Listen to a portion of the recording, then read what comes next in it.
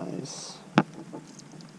So my old brakes are mechanical, but on top of being shitty, they actually don't even work. Listen to this. They just like pop. I'll be trying to brake and then all of a sudden, nothing.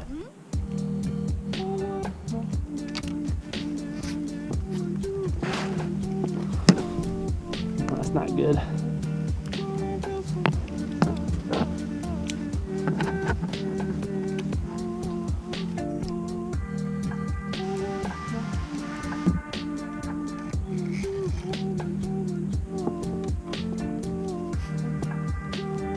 I finally got them all hooked up. The levers look pretty cool. And the calipers themselves are quite beefy.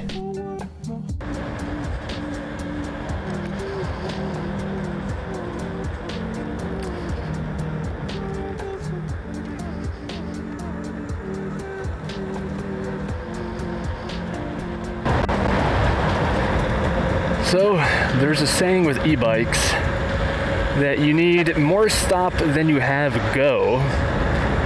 And for the longest time, I've been violating that rule. But now with these hydraulic brakes, they're actually like significantly better. And they also don't squeak, right now at least. I think that's because the brake pads are like new and clean. I think that's what it comes down to, the cleanness. When they're dirty and have a bunch of dust in them, that's when they squeak. So they're silent and they actually work. The stopping power is significantly better. I'll leave a link to these down below. They're like literally the cheapest hydraulic brakes I could buy. They're just a dual piston. But compared to mechanicals, night and day. Don't know if it shows up on camera, but this is a very long, steep hill. I have a few of these in my commute. And my e-bike powers through it like a champion. I am slowing down. I should be going like 26 right now. I'm going 23. So that's the effect of the hill. But I got a 2,000 watt motor and a 72 volt battery. I'm telling you guys, that is plenty. I kind of want the 3,000 volt. 3,000 watt. 3,000 volt. Oh my god, that would be insane.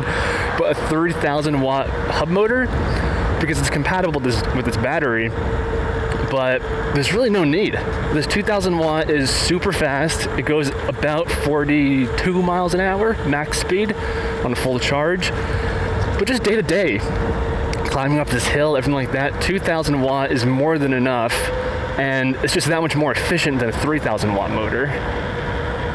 Which efficiency is going to be the huge thing once you really ride an e-bike every day. What is this? I have to go straight. Can I just like go anyway? Fuck it. Let's see what happens when you go down a closed road on an e-bike. Alright, let's see what happens.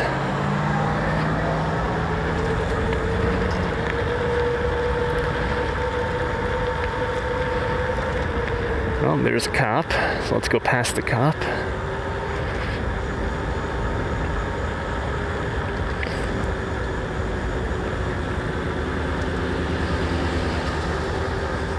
I'm not even pedaling right now, so that should show my confidence in front of the cops.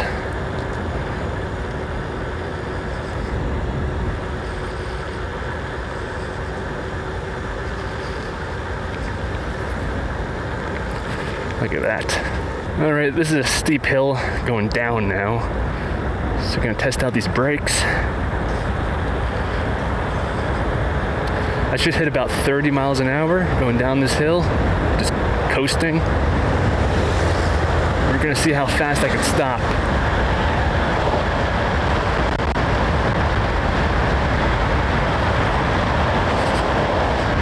Okay, going about 28.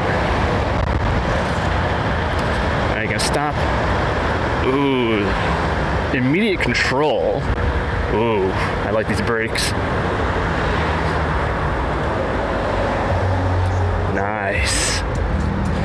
My old brakes, I'd be like squeezing the hell out of them, praying to stop in time.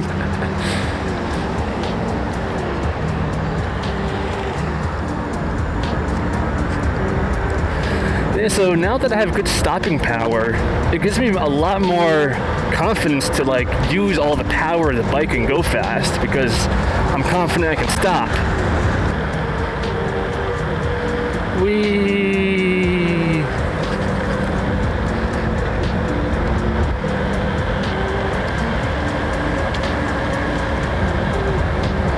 Man, this is fun. A slick, semi-newly paved road on an e-bike going downhill in the woods in the fall. Doesn't get much better than this.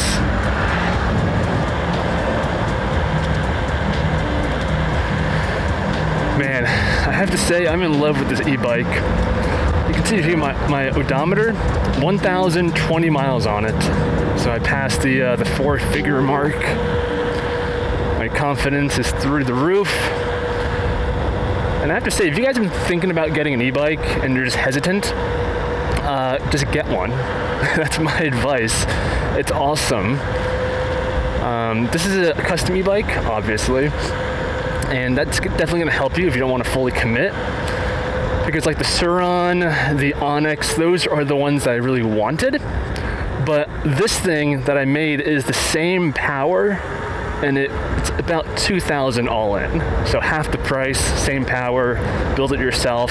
So there's that route. I don't always recommend building and DIYing your own e-bike because there are advantages to the pre-built ones. Namely the fit and finish. So like this has like wires hanging out of it. I did my best, and it's always a work in progress. But, you know, there's just those considerations. Also, you know, on this bike, I'm about to go downhill pretty fast. In fact, let me just increase the speed. I love carving down this. We're going down the side of a small mountain right now. There we go. 32, 33, 34. This road is wet. And my tire is like bald. But like I was saying, the advantages of a pre-built system is just the fit and finish. It's a lot more waterproof. I don't think any e-bikes are waterproof, but I mean the housing and the enclosure, the wires and the controller have protection. And in a DIY e-bike, it's pretty hard. You can do it, but it's much harder to accomplish that.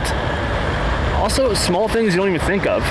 Like this bike doesn't have a key ignition, and I could always add it. I have to buy a different controller that has that functionality, and then I buy a ignition and I plug it in, and you know, so you can do it, but it's just something to note. This has no key. It's just you push a button and it turns on and you can go. So little stuff like that is what edges out for the pre-built systems. Oh, my helmet's not attached. Should probably do that.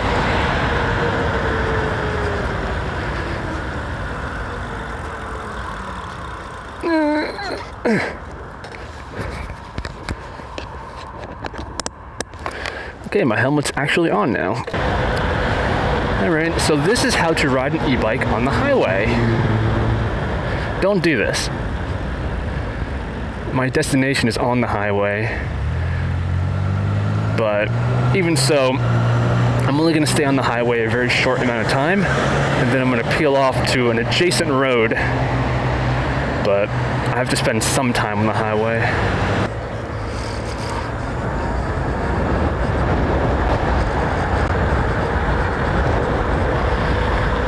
Whew. I'm thinking about getting heated gloves. I saw it's a thing that like people on bikes do. I mean, right now it's not too bad. It's like 55. But it's the end of October, and it gets cold. So I saw like these heated glove liners, $120 friggin' though. And I can put those like under these gloves. And I was thinking, that could work. I could see me doing that. There's potential.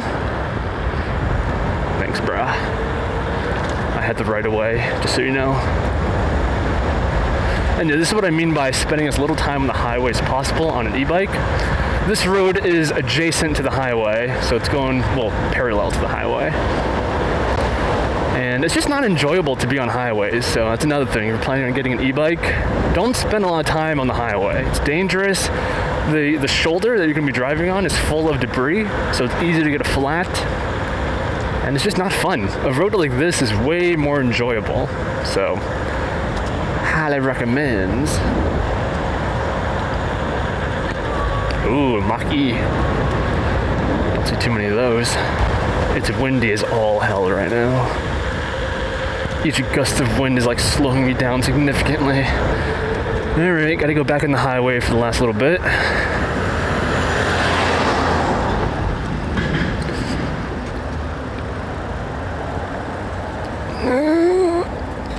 Touchdown.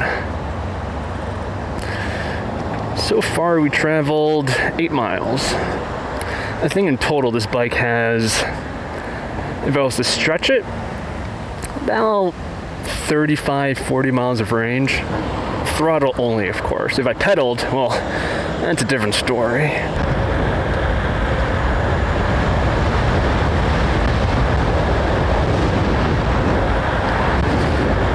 Back on the highway. Oh great, a dead deer.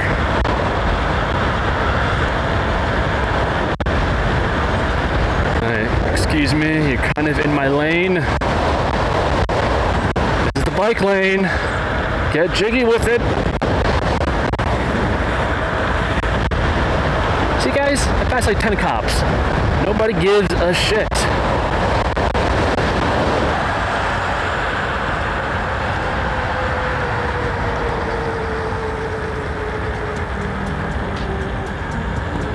And boom, just like that, that's the end of my journey. I was coming to a gym, by the way. I don't think I ever said that. You know, gotta get my swole on. But yeah, the most important e-bike upgrade, good hydraulic brakes. Well, not good, just like the cheapest ones possible, but hydraulics. Huge difference. I'll leave these linked down below. They're honestly like amazing. I like them a lot. But yeah, like, subscribe if you're still watching, and I'll see you guys in the next one.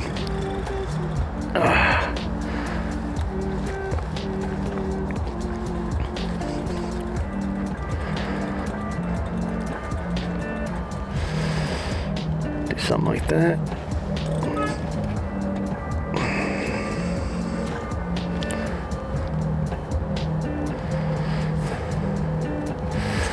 Lock her up.